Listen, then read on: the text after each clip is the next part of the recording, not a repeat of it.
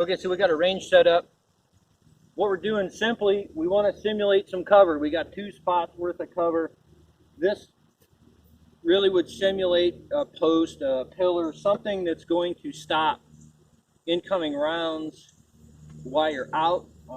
You're going to find these a lot of stores and malls and whatnot. So that's all we're doing with this. It's real simple. It doesn't cost a lot of money. It's a couple target stands and some cardboard, so everybody can accomplish that. And then in the background here, we got something that's going to pretty much facilitate the use of concealment. It's not going to stop incoming rounds, but we can use it to conceal ourselves. In the background, we have our one target that we're going to have to engage. So that's what we're going to want to do. We're going to want to try and move to cover concealment, preferably cover, and then. Okay, so the real important part about this drill, come here, Sari, is you got to start doing this dry. You can't just go right into live fire. So you got to work with the people, your family that you're going to work with, and we're going to show you how to do that. Ready? Let's do practice. Okay. Start here. Okay. And then I'm going to move. Come back here. Okay. Ready? Go. Get set. Ready? Go. This way.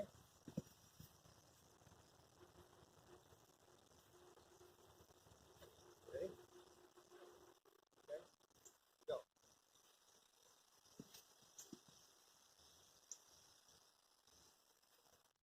Up front.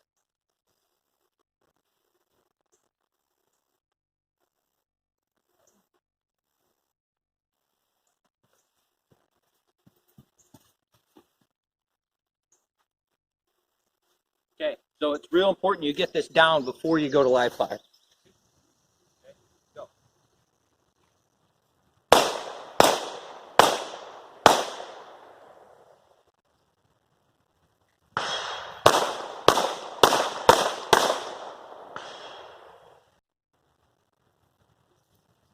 Last couple clips we went from working on in front of your target or in the danger zone to moving to cover.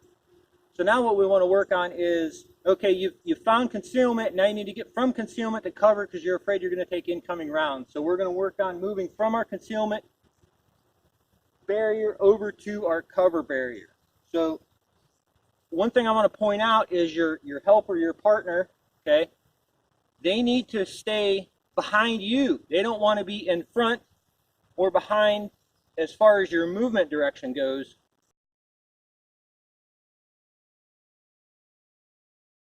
Shooting at you, if you're shooting back at them, once they're deposited behind cover, they can get down, take care of themselves, and then you can start engaging the target from there. So we're going to work on this.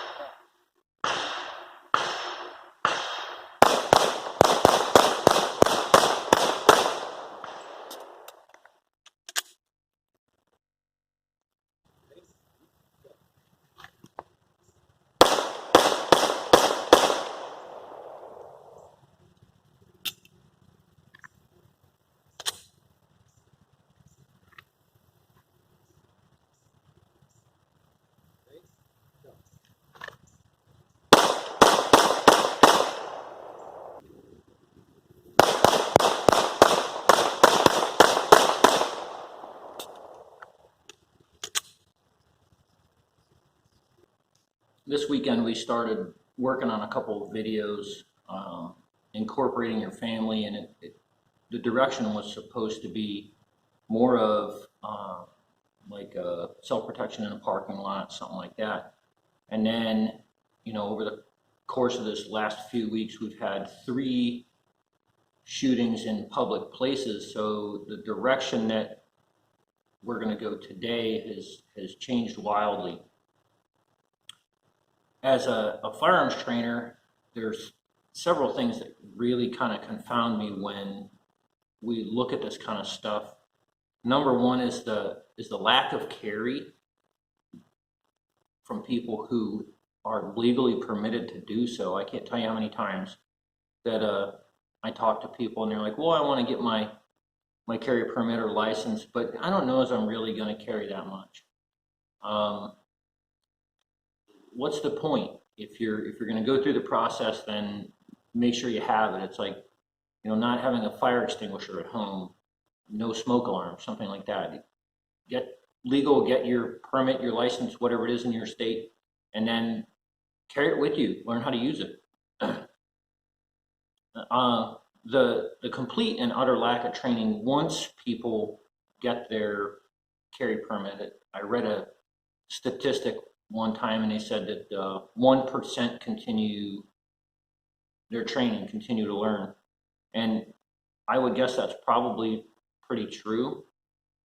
We get people all the time, and it doesn't matter what class they're in, whether it be a concealed carry class or a defensive pistol, rifle, even sometimes in an instructor class that we're doing. And we give them this survey to fill out and for them to self-evaluate their abilities. And we get people that are marking expert on these surveys, and we get them on the range and they cannot hit an 8.5 by 11 sheet of paper consistently at 25 feet. So we all have to really be honest with ourselves, what our abilities are, and what we need to do to change that. My idea of an expert shooter is wildly different than most people's out there. I have seen and shot with some people that are phenomenal when it comes to that. So, maybe we need to be really honest about what our abilities are. The other thing is the lack of family cooperation when it comes to safety for your family. Nobody wants to go. I see a ton of people at the range, and I see the guys at the range, and thankfully we see a lot more women in classes learning how to use firearms and learning defensive maneuvers and procedures. And it's not even just firearms. Sometimes they're in self-defense classes and different martial arts and things like that. But we don't see a lot of family cooperation, especially on a range looking for defensive drills and working as a family unit. So that's kind of what we're going to focus on today, is how to get started on doing that.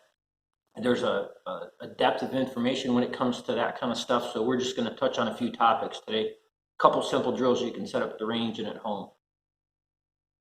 The other thing that really confounds me is the oblivion of the general public. We have all these gun-free zones, signs all over the place. And these people, they're not willing to accept reality that this kind of stuff happens, and there are good people in the world that don't want to see it happen anymore. I can't tell you how, hurt and frustrated we are when we see these kind of things happen. We have to see them in the news where somebody, walks into Walmart with an AK-47. That's just ridiculous. There is no reasoning behind that is excusable. They're a subhuman piece of garbage when they decide to do something like that. The oblivion of the general public. Everybody's so stuck on their phones and their social media accounts and different things like that that they can't take the time to stop and look around. I mean, there's some pictures of people, coming through the door of stores and different things like that, but there's some video of the Gilroy Garlic Festival shooter, but for the most part, people just don't know how to deal with that. They don't know how to handle emergency situations like that, and they don't see them to begin with. So, I really, really like to teach stuff like, awareness and how your body's going to respond to that kind of stuff. If you haven't been on the news or haven't seen anything, the last 3 pretty bad shootings was a garlic festival, one in El Paso at a Walmart, and then Dayton, Ohio is kind of breaking today. I guess there was party goers. I don't know whether they were going into a club or a bar or something like that, but somebody decided to come up behind them or beside them or somewhere or another and open fire on this crowd of people. What we got to understand is these people that are trying to inflict this damage onto society are not only mentally deranged, but they're looking for certain things. They're looking for soft targets where people are not paying attention. And it's our job to counter that. I mean, should we have to? No, but in today's world, it looks like that it is going to be everybody's responsibility to counter this kind of stuff. So we go back to our lack of carry. When you're legally able to do so, carry. Train with it, learn how to use it, get good with it. If you're not legally able to carry in that place, if you can avoid going there, don't go there. All right, so some things that you may have to do during these horrific situations is engaging targets at extended distance. Our target is 52 feet from our barrier. So by the time we get 2-3 feet away from the barrier, we're 55 feet. We want to effect as many A-zone hits as we can get on this particular target. You can do it standing, you can do it kneeling, but you're going to have to practice at this kind of distance, because if that particular target has got a rifle shooting at you, it's going to be a lot easier for him to hit you than you are to hit him. So make sure you're confident. We're going to try this out.